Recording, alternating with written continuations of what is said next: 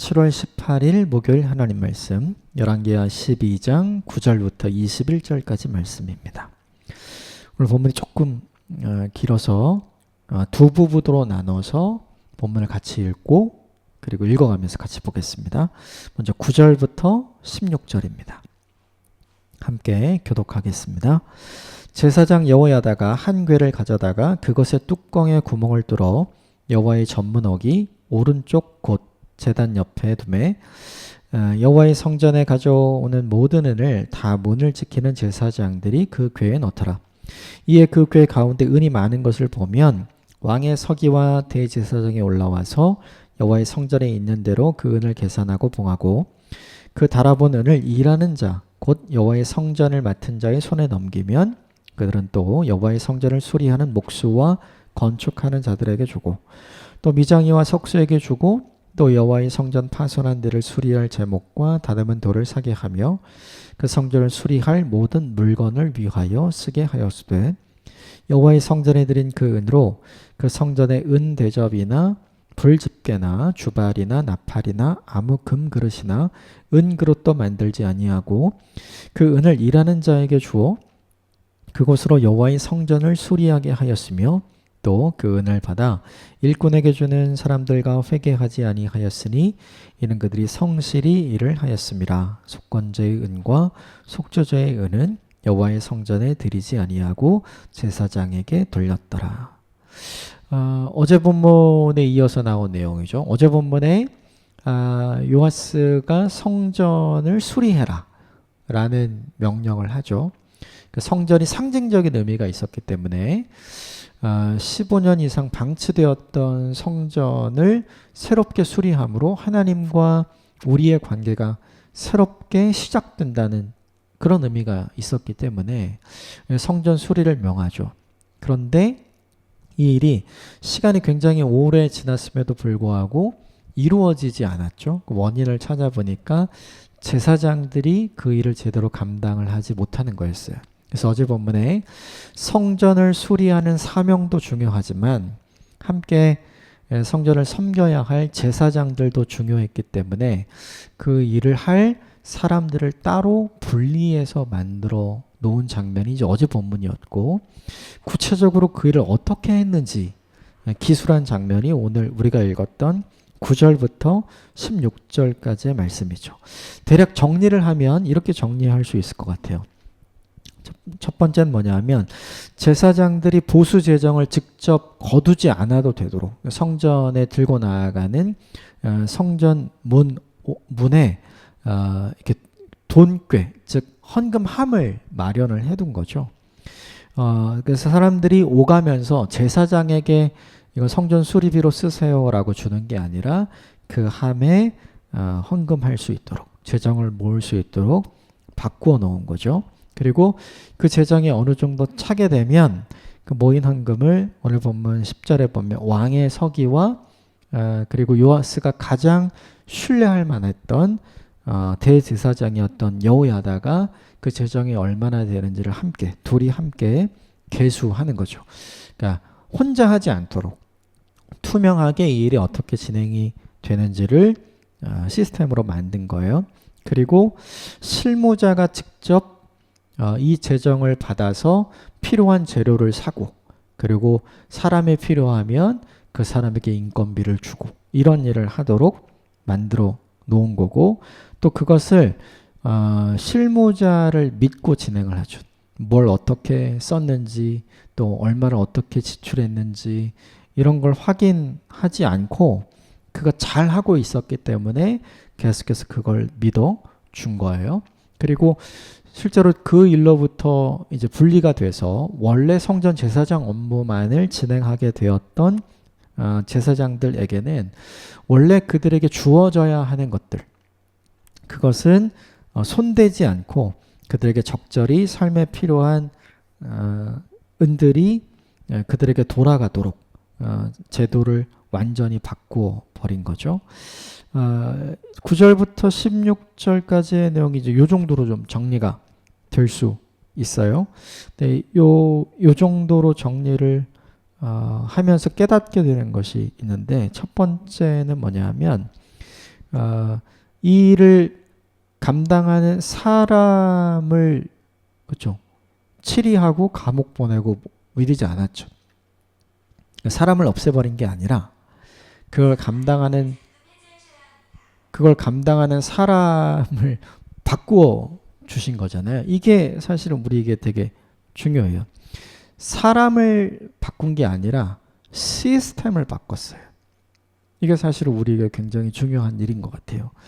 우리는 모두 다 사람을 바꾸려고 그래요. 그에게 맡겼는데 그게 안 되면 그 사람을 없애려고 하는 거죠. 그런데 오늘 본문에 요아스가 한 일은 뭐냐면 그 사람은 원래 그 사람이 하던 일을 잘 하도록 놔둬요. 그리고 아예 시스템적으로 그 사람은 그 사람의 일을 하고 그 사람이 더불어 하게 되었던 일을 다른 사람이 와서 하도록 시스템 자체를 바꾸어 넣는 거죠. 그래서 이 일을 맡겼던 제사장들 어제 본문에도 나오지만 그들을 직접 치리하지 않아요. 그들을 직접 치리한 것이 아니라 그들은 그들이 잘할 수 있는 일을 하게 하고요. 그리고 이 일을 직접 잘할 수 있는 사람들을 세워서 역할을 바꾸어 주는 거죠. 그러니까 이게 어제 본문에 함께 말씀을 드렸던 사명을 감당하기 위해서 사람을 어떻게 적절하게 배치해야 하는가. 사명을 잘 감당 못했다고 해서 사람을 치리하고 벌 주고 사람을 자르는 것이 아니라 이 사람들과 함께 이 사명을 잘 감당하기 위해서 무엇을 어떻게 해야 하는가를 오늘 본문의 요아스가 잘 보여준 거죠. 우리가 곰곰이 생각해 봐야 할 게 있어요. 그것은 무엇이냐면 요아스는 하나님을 사랑했어요.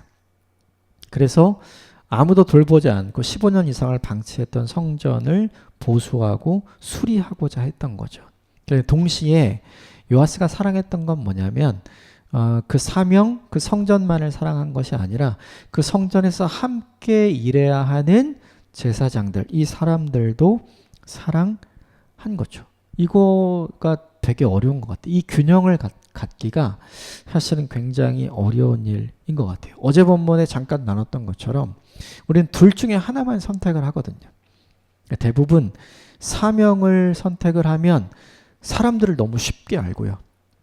그리고 사람을 선택하면 사명을 완성하는 일, 이루는 일이 굉장히 어려워지게 되죠. 우리 이런 경우 많이 보죠. 그런데 요아스는 어느 하나도 놓치지 않고 이 문제를 잘 해결하기 위해서 노력하고 애썼던 것 같죠. 그래서 제사장들이 더 이상 이 성전 수리 일에 관여하지 않도록 그리고 재정에 관여하지 않도록 시스템을 잘 정리했어요. 그리고 그들이 원래 하던 일을 잘 할 수 있도록 길을 열어주었고요. 그리고 이 성전 수리에 필요한 사람들을 불러서 그들에게 이 역할을 잘 감당하게 했던 거죠. 이 지혜가 저와 여러분에게 있게 되길 주님으로 축복합니다. 우린 다 어떤 생각이 있냐면 사람 잘 안 바뀌지 이 생각이 있어요. 그래서 그 사람 내보내야지, 그 사람 잘라야지, 그 사람 징계해야지. 우리 다 이런 생각을 하게 되는 것 같아요. 물론 그런 일들이 필요하기도 하지만 곰곰이 생각을 해보면 그 사람이 해야 될 역할을 잘하지 못할 때, 그렇죠? 그 사람을 내보낼 게 아니라 그 사람이 잘할 수 있는 원래 역할을 맡겨주고 그 사람이 추가적으로 해야 될 이 역할을 잘할 수 있는 사람들을 새로 발굴해서 둘 다 윈윈할 수 있는 시스템을 만드는 게 사실은 우리에게 더 좋은 일이라는 걸 이 본문이 우리에게 보여주는 거죠. 오늘 9절부터 16절까지의 내용은 어제 마지막에 함께 했던 내용의 세부적인 설명, 어떻게 했는지였잖아요. 그럼 메시지는 동일해요. 요아스에게는 성전을 수리하는 사명도 중요했고 요아스에게는 함께 성전을 섬기는 제사장들도 중요했거든요. 그러니까 요아스는 하나님도 사랑하고 요아스는 사람도 사랑하는 이 균형을 잘 지켰던 믿음의 사람이었던 거죠. 저와 여러분에게 필요한 게 이 관점이 아닌가 생각을 하게 돼요. 사명을 중요하게 생각하기 때문에 사람을 놓치지 않았으면 좋겠고요. 사람이 중요하기 때문에 또 사명을 등한시하지 않았으면 좋겠어요. 이 균형을 잘 지켜가는 좋은 방법을 찾는 저와 여러분이 되시기를 주님의 이름으로 축복합니다. 17절부터 18절까지 같이 읽어보겠습니다. 시작. 그때 아람왕 하사엘이 올라와서 가드를 쳐서 점령하고 예루살렘을 향하여 올라오고자 하므로 유다의 왕 요아스가 그의 조상들 유다 왕 여호사밧과 여호람과 아하시아가 구별하여 드린 모든 성물과 자기가 구별하여 드린 성물과 여호와의 성전 곳간에 왕궁에 있는 금을 다 가져다가 아람 왕 하사엘에게 보냈더니 하사엘이 예루살렘에서 떠나갔도다.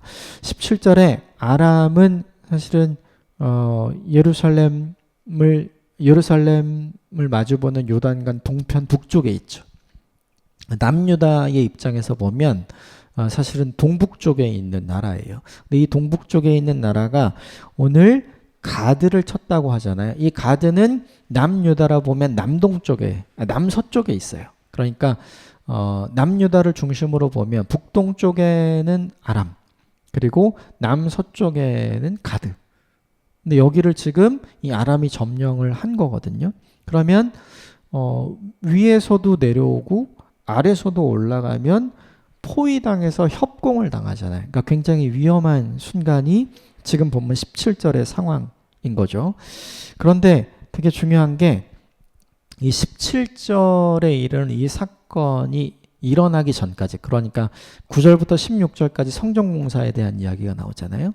이 성전공사의 기간으로부터 오늘 본문 17절에 아람왕 하사엘의 침공을 받기 전까지 있었던 사건이 하나 있어요. 오늘 본문은 기록되지 않았는데 이 사이에 어떤 일이 있었냐면 요아스의 좋은 스승이었던, 좋은 멘토였던 대제사장 여호야다가 죽어요. 여호야다가 죽은 다음에 지금 어떤 일이 일어났냐면 아람왕 하사엘이 지금 유다를 침공한 거죠. 그러니까 요아스가 더 물어볼 사람이 없고 더 교훈을 얻을 사람이 없는 거예요.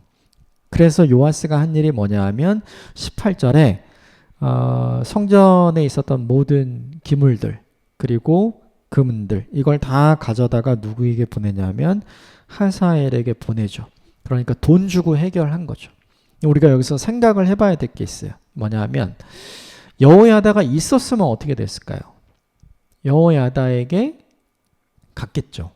어떻게 하면 좋을지를 상의하고 물어봤겠죠. 그런데 여호야다가 없으니까 물어볼 사람이 없잖아요. 그러니까 지금 돈으로 해결하죠. 근데 진짜 물어볼 사람이 없나요? 아니죠. 요아스가 여호야다에게 갔을 때 뭔가를 물어보면 여호야다는 항상 누구에게 물어보고 알려줬을까요? 하나님이요. 그걸 요아스도 늘 알았을 거예요.